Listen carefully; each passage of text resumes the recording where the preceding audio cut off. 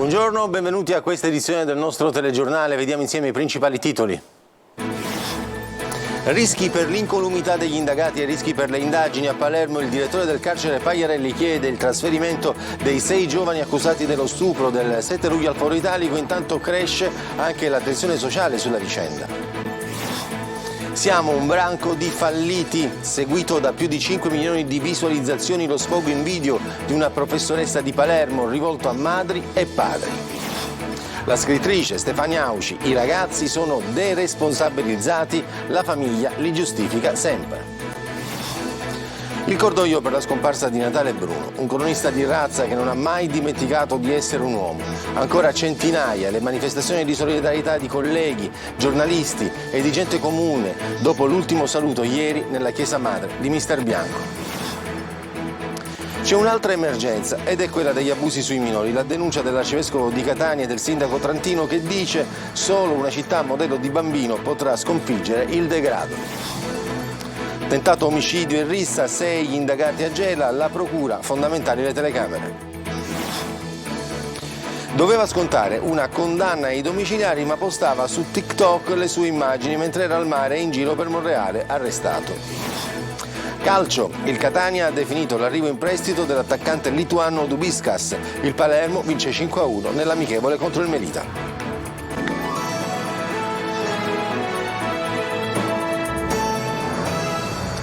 Come sentivamo nei titoli, ci sono rischi per l'incolumità degli indagati e rischi per le indagini stesse. Sono i motivi che hanno indotto il direttore del carcere Pagliarelli di Palermo a chiedere il trasferimento dei 6 giovani accusati dello stupro del 7 luglio al Foro Italico. Intanto cresce anche la tensione sociale su questa vicenda e il garante sottolinea i rischi derivanti dai social. Manlio Viola. Potrebbero lasciare il carcere lo russo dei Pagliarelli di Palermo nelle prossime ore, destinati alla detenzione in altri 3 o forse 4 penitenziari diversi, i 6 giovani accusati dello stupro dello scorso 7 luglio ai danni di una ragazza di 19 anni. A chiedere il trasferimento da altre strutture sono stati sia gli avvocati dei 6 indagati che la direzione del carcere, dopo che i giovani hanno ricevuto minacce sia dall'esterno che all'interno del penitenziario. A raccontare come stanno le cose è proprio la direzione del carcere in una lettera inviata al DAP, il Dipartimento dell'amministrazione penitenziaria del Ministero, nel quale precisa che il clamore mediatico della vicenda ha fatto sì che anche i detenuti in regime speciale nello stesso braccio dei giovani presunti violentatori sono a conoscenza delle accuse e manifestano insofferenza nei confronti dei 6. Difficile poi impedire che gli stessi si incontrino fra di loro come disposto dalla magistratura in questa fase di indagine. Insomma, i giovani sono a rischio e vanno trasferiti sia per tutelare loro e la loro sicurezza che per tutelare le indagini. Intanto cresce la preoccupazione anche per l'agonia social. Per il garante della privacy ci sono rischi derivanti sia dai profili fake che sono stati realizzati che dalle minacce di intensità crescente alla famiglia. Poi ci sono i gruppi Telegram dove si è scatenata la caccia ai video dello stupro, con persone disposte anche a pagare per averli. Una vicenda che costituisce anche questa un reato a sé. Infine cresce la tensione sociale. È andata deserta una seduta del Consiglio Comunale di Palermo dedicata a questo stupro e impazza la polemica politica, mentre il prefetto ha convocato un comitato per l'ordine e la sicurezza pubblica per affrontare proprio i temi legati alla sicurezza della movida palermitana. Siamo e siete un branco di falliti, qualcosa è andato male nel nostro progetto genitoriale ed educativo, siamo in emergenza. Sono parole durissime, quelle pronunciate da Giovanna Corrao, docente universitaria palermitana, durante una diretta sui social in cui commenta lo stupro di gruppo avvenuto nel capoluogo siciliano. Il video appello è diventato virale superando le 5 milioni e mezzo di visualizzazioni. Ma non c'è solo la professoressa Corrao a chiedere a gran voce un cambiamento sociale. Occorre partire dal patto scuola-famiglia che sembra essersi rotto da tempo. Ne abbiamo parlato con la scrittrice Stefania Auci. Sentiamo Luca Ciliberti. Fa davvero orrore quanto è accaduto a Palermo. Lo stupro compiuto da un branco di 7 giovanissimi ragazzi ai danni di una 19enne è un abominio ed è solo l'ultimo di una lunga serie di fatti simili che continuano a ripetersi ovunque senza distinzione di latitudini. Siamo un branco di falliti, questa è un'emergenza sociale, dice una professoressa siciliana. Uno sfogo che sui social raccoglie oltre 5 milioni di visualizzazioni. Si chiede a gran voce un cambiamento, il ruolo della scuola, il ruolo della famiglia, un patto educativo che si è rotto da tempo e che probabilmente, secondo la professoressa, professoressa e scrittrice Stefania Auci è alla base del disagio. Si è delegittimata la scuola, si è delegittimato il rango e l'importanza che ha la scuola nella formazione dei ragazzi, si è tradotto l'idea che a prescindere da qualunque cosa spesso la famiglia possa giustificare il ragazzo indipendentemente dalla condotta che ha tenuto. Monta il dibattito sulla castrazione chimica come soluzione estrema. Prima di arrivare a questi spauracchi, perché poi di fatto sono spauracchi, soprattutto questo tipo di attività che non è, come molti, forse in maniera piuttosto grottesca si immaginano, un tagliare i gioielli di famiglia, è una serie di farmaci, si tratta di una serie di farmaci che vengono assunti dalla persona che volontariamente si sottopone a questo tipo di pressione, a questo tipo di trattamento, e che deve essere associata ad un trattamento psicologico di lunga durata. Ma secondo l'autrice della fortunata saga dei Florio, oggi emergono quelle violenze nei confronti delle donne che una volta rimanevano nascoste in casa. Vorrei un po' sfatare questa leggenda le donne non si toccano con un fiore, perché le donne facevano non soltanto lavori pesantissimi sia in campagna che in città, ma soprattutto spesso erano davvero soggette a violenze familiari enormi, di cui noi oggi cominciamo soltanto ad avere l'eco. Ciao, tu sarai in mancanza. A Mister Bianco i funerali di Natale Bruno, il nostro collega, scomparso prematuramente nella notte tra martedì e mercoledì. Gremita la Chiesa Madre per l'ultimo saluto ad una persona per bene e a un cronista di razza, Tonino De Mana.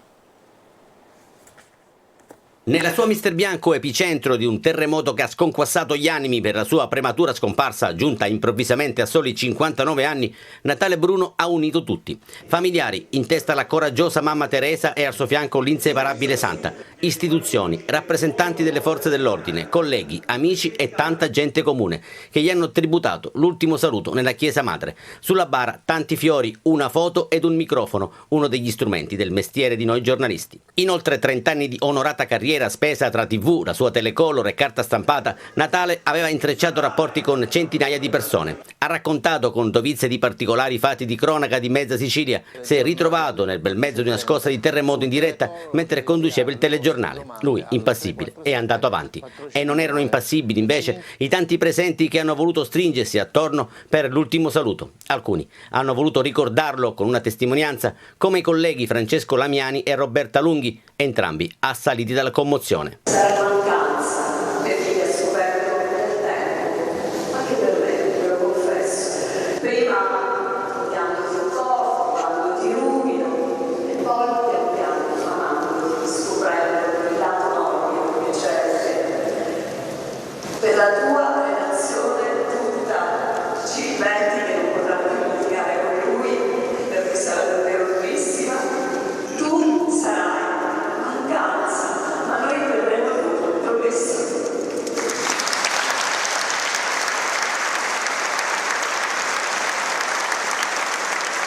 Lacrime e tanti applausi per un'uscita di scena avvenuta troppo presto. Ciao Natale, la tua redazione. Sono presa un video che mi va. E sono numerosissimi e continui i messaggi di cordoglio di telespettatori e gente comune. Un giornalista di primo ordine che metteva sempre davanti a tutto il lato umano, Marco Carli. È ancora il tempo del cordoglio che si mischia alla grande tristezza e all'incredulità per la scomparsa del collega del nostro Natale Bruno. Dopo il ricordo e i numerosissimi messaggi delle istituzioni, dal presidente della regione Schifani, per esempio, al sindaco di Catania Trantino, dopo le parole del mondo della politica, del lavoro, di chi ha avuto a che fare con lui, oggi è toccata ai quotidiani dare il senso della perdita per il giornalismo e non solo. Diplomatico mai, credibile e leale sempre, titola La Sicilia nell'articolo di Francesca Aglieri Rinella sulla improvvisa scomparsa di Natale, definito, si legge, giornalista di strada, che nell'ambiente non è un'offesa ma un complimento. Pochi aggettivi, zero fronzoli, tanta sostanza e una montagna di notizie. Natale Bruno, si legge ancora, è stato un cronista di razza ma non ha mai dimenticato di essere un uomo. Un valore importante come quelli che emergono nel pezzo di Repubblica Palermo con la doppia firma di Fabrizio Lentini e Marco Patucchi. È vissuto attraverso il suo lavoro fino all'ultimo istante, si legge, sempre nella trincea dei fatti da raccontare, dopo aver condotto l'ultimo TG e inviato saltato l'ultimo pezzo, come gli uomini troppo innamorati del proprio lavoro per tenere sotto controllo stress, fatiche e adrenalina. E poi ci sono i telespettatori e i lettori, quelli che l'hanno sempre seguito e che soffrono insieme alla sua famiglia e ai suoi cari in questi giorni di dolore. Moltissimi gli attestati di stima nei confronti di Natale che il pubblico ha indirizzato alla nostra redazione. Ne abbiamo scelto uno di Silvia, vittima di stalking, che aveva deciso di raccontare la sua storia proprio a Natale, perché, scrive lei stessa, lui ha messo sempre davanti il lato umano rispetto a quello professionale. Dopo l'intervista, si legge nella mail, ricordo ancora che mi scrisse il numero di telefono di un'avvocatessa penalista molto brava di sua conoscenza e anche l'indirizzo di un'associazione antiviolenza, e anche grazie a lui se ne sono uscita, conclude la donna. Un omaggio al giornalista e appunto all'uomo. Voltiamo pagina. Anche la violenza sui minori è un'emergenza sociale. Abbiamo sentito il sindaco trentino e l'arcivescovo Renna, intervenuti a Catania nel corso della campagna di sensibilizzazione Invisibile agli occhi, organizzata a conclusione delle celebrazioni di Sant'Agata. C'è un'altra emergenza ed è quella degli abusi sui minori per il sindaco di Catania Enrico Trantino, intervenuto assieme all'arcivescovo Renna alla campagna di sensibilizzazione Invisibile agli occhi. Ma siamo tutti innocenti? Si chiede provocatoriamente il primo cittadino. Mi si consente anche una provocazione di natura culturale, ma siamo tutti innocenti qua dentro. Nel senso che l'abuso può essere anche quello più latente, quello più nascosto, può essere quello che noi genitori commettiamo senza rendercene conto. Nel momento in cui non vigiliamo, nel momento in cui consentiamo che i nostri figli trascorrano il loro tempo su questi telefonini, su queste maledette macchine, da un lato del progresso ma dall'altro del timore di involuzione sociale, corriamo anche il rischio che questi bambini nascano, o meglio crescano, secondo dei parametri, secondo dei messaggi distorti che possono condizionare la loro crescita. Per Trantino solo una città a modello di bambino potrà sconfiggere il degrado. Che il degrado sarà sconfitto dai nostri bambini di oggi, perché sono i migliori veicoli, sono quelli che più desiderano guardare a una città pulita, sono quelli che più anelano a una condizione di favore in cui possa prosperare la società. E allora la città modello di bambino. Dal canto suo la Chiesa è impegnata nel sostegno ai più fragili. La Chiesa ha messo in atto da alcuni anni in ogni diocesi il servizio di tutela per i minori, che vuole prevenire e ascoltare tutte le persone che vogliono denunciare delle situazioni in cui sono stati dei religiosi, dei sacerdoti ad abusare. Bisogna parlarne di più perché la gente abbia la forza di denunciare e di prendere le distanze da comportamenti verso i quali tante volte si sente quasi psicologicamente colpevolizzata, ma piuttosto i colpevoli sono altri. E prima della pubblicità una notizia d'agenzia: dopo i 329 arrivi dalla mezzanotte di oggi a Lampedusa, sono 1559 i migranti presenti nell'hotspot, fra cui 176 minori non accompagnati. Su disposizione della prefettura di Agrigento, già in mattinata si inizierà a scortare in piccoli gruppi al porto 437 migranti che verranno imbarcati sul traghetto di Linea Galaxy che farà rotta verso Porto Empedocle. Adesso c'è la pubblicità.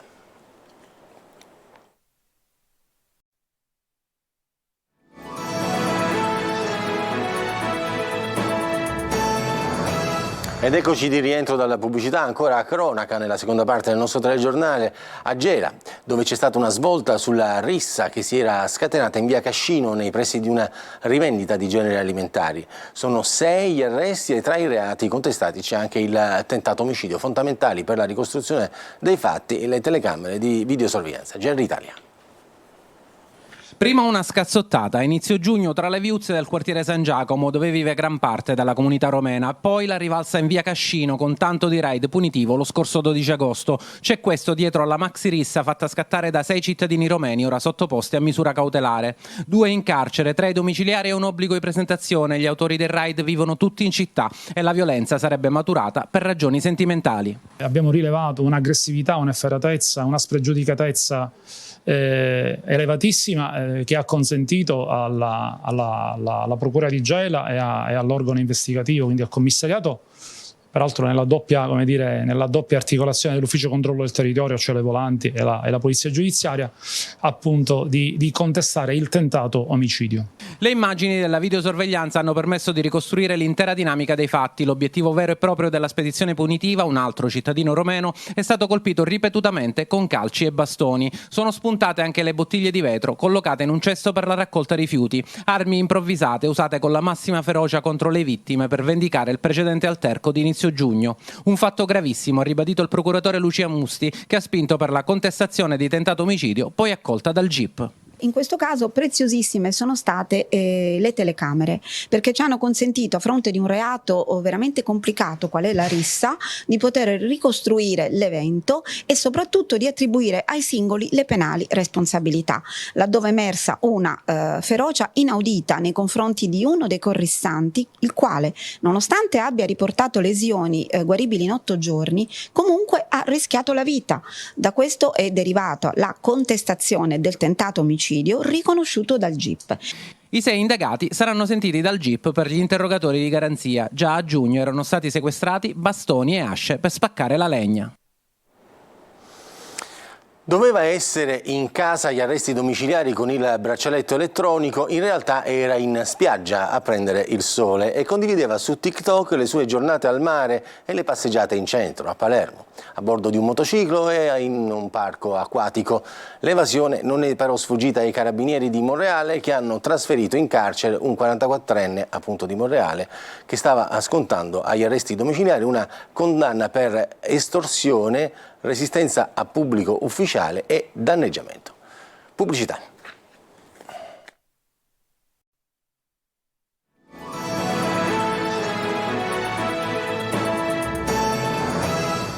Ed eccoci di rientro dalla pubblicità, parliamo di sport, di calcio in particolar modo. Finisce 5-1 il test amichevole tra il Palermo e il Melita, che si è giocato ieri pomeriggio allo stadio Barbera a Palermo. Come da previsione è stata una sfida a senso unico, troppo netto il divario tra i rosanero e la squadra ospite che gioca nella Serie B dell'Isola di Malta. Test più utile agli uomini di Corini per mantenere il ritmo partita, dato che questo weekend la squadra rosanero osserverà un turno di riposo. Per il Palermo in gol Brunori, Di Mariano, Valente e poi la doppietta di Soleri. E invece un altro attaccante per il Catania, la dirigenza etnea ha definito l'arrivo in prestito del lituano Dubiskas, che dopo l'ingaggio di Di Carmine va a completare il reparto avanzato rossazzurro. Marco Carli. Ancora un arrivo in casa Catania. La società di Pelligra prosegue la campagna di rafforzamento del gruppo affidato a Tabiani. Dopo Di Carmine e Quaini, ecco Edgaras Dubickas, attaccante lituano 25enne, lo scorso anno al Pordenone di proprietà del Pisa. L'accordo raggiunto con i toscani è per il prestito con diritto di riscatto. Dubickas è un giocatore poliedrico che può coprire i 3 ruoli dell'attacco, dunque punta centrale ma anche esterno, da entrambe le parti. Ha anche un'esperienza in Sicilia nel 2018-2019 con la Sicula Leonzio, preso nel mercato di riparazione, ha segnato 2 gol in 9 presenze. In Italia ha fatto la trafila delle giovanili con il Crotone e con il Lecce, con cui ha debuttato in Serie C. Dai salentini è andato in prestito anche a Gubbio e Livorno, poi l'esperienza al Piacenza e al Pordenone per un totale di 115 gare e 26 gol in Lega Pro.